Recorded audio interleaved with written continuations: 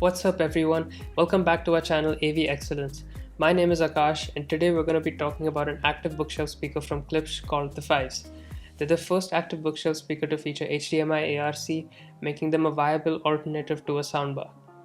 But there's a lot more to these speakers and that's what we're going to be discussing about in today's video. So before we get started, please make sure to subscribe to the channel. It would really mean the world to us, and with that out of the way, let's get right into it. So active speakers have been rising in popularity in recent years, primarily due to two reasons that I can think of, being aesthetics and convenience, since you don't have to figure out which amplifier to get and which speaker cable to use. In fact, there are no cables that you really need to get into at all apart from the power cord, and that makes them really convenient for a lot of people to just get going with their system. But the problem with a lot of the options out there is that almost all of them that I can think of require an app that you have to go through to use them. And the apps aren't the best since the speaker manufacturers aren't experts in the software department and kind of rely on third-party developers to make the app for them, and it's not always the best synergy. But what Klipsch seem to have done here is that they do have an app which isn't great, but you don't really need to use it. The Fives are just simple to just plug and play, and you have everything you need to get the most out of the system without the app. So the Fives are very easy to set up. All you have to do is plug the power cord into the unit and connect the two speakers via the proprietary 4-conductor speaker cable that it comes with, and that's pretty much it. At the top of the speaker you have two knobs, one being the volume knob and one being the input selector knob. Beside the input selector knob you have LED indicators which also double up as the volume indicator, which is a pretty neat function. The only thing is you can't really see the indicator when you're sitting away from it since it's on top of the unit, but I don't see that being much of a problem. It was a little confusing to figure out how to pair it to Bluetooth since when you switch the speaker on, it defaults to the Bluetooth input and that LED indicator starts to blink, but it's a relatively slow blink. In order to put it into pairing mode, you have to press the pairing button at the back of the unit for a few seconds, and then the indicator starts to flash really fast, and that's how it comes into pairing mode. The Fives don't feature the same iconic orange drivers that we're used to from Klipsch. However, they do feature a very nice external finish, which is really what matters at the end of the day. The Fives come in two different finishes, one being black and the other being walnut. The black variant would probably fit into most rooms a lot easier. The walnut would be a little more difficult to match, but I prefer the walnut look. But let us know what you think in the comment section down below. We'd love to hear your thoughts on that.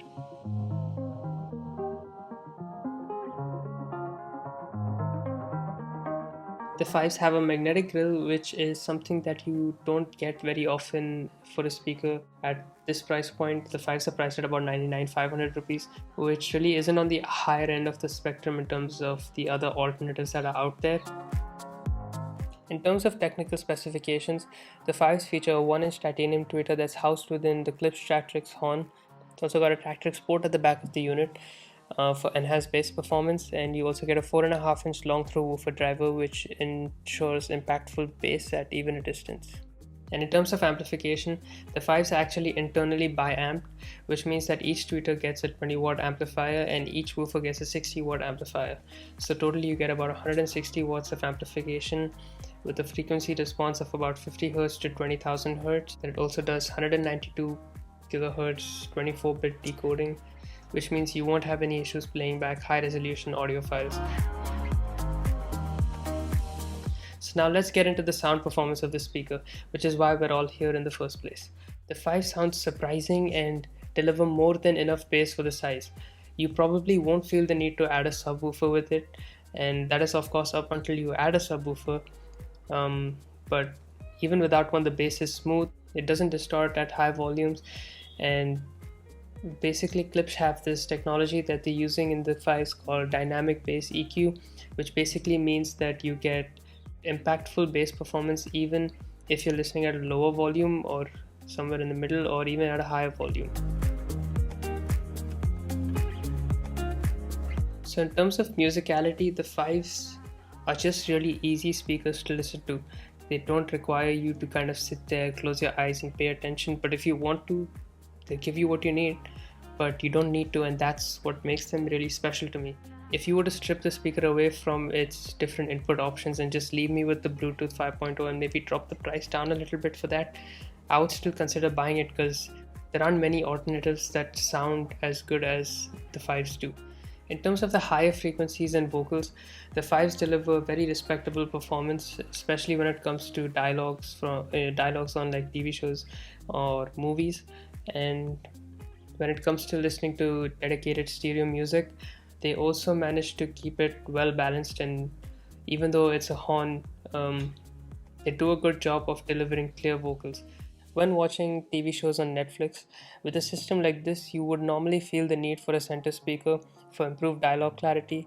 However, with the Tractrix horn, the dialogue is very legible, and as much as I would love to have a dedicated center channel or maybe the provision for being able to add one in the future, I don't feel like I would miss it terribly with the fives. What I wish Clips did differently with the fives was maybe have some sort of LED indicator on the front of the speaker, so that you can kind of see what you're doing from a distance, because otherwise you kind of have to look over to the top of the speaker to be able to see what volume it is and what input it's on.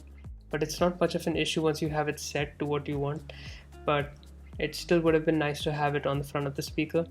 And secondly, I wish that it was a truly wireless speaker, because at the moment you kind of have to use a proprietary 4-conductor speaker cable between the active speaker that houses the amplification to the passive speaker, which is kind of a buzzkill, but I'm still okay with it because what Clips seem to have done is deliver really good sound performance in a compact form factor with all the connectivity options that you could possibly need.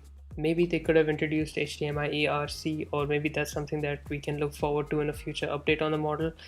But for something that was released in mid-2019, I think they've done a great job.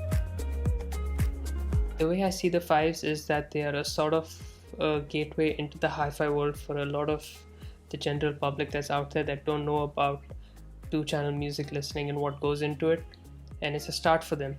But for the ones that are already into the hi-fi world, the fives are a great option if you're looking for something that you can connect to your TV and just get going with, especially considering its form factor. And with that, we're at the end of this video, so thanks so much for watching. Please make sure to subscribe to the channel if you haven't already, and if you enjoyed watching this video, please make sure to leave a thumbs up, and I will catch you guys in the next one.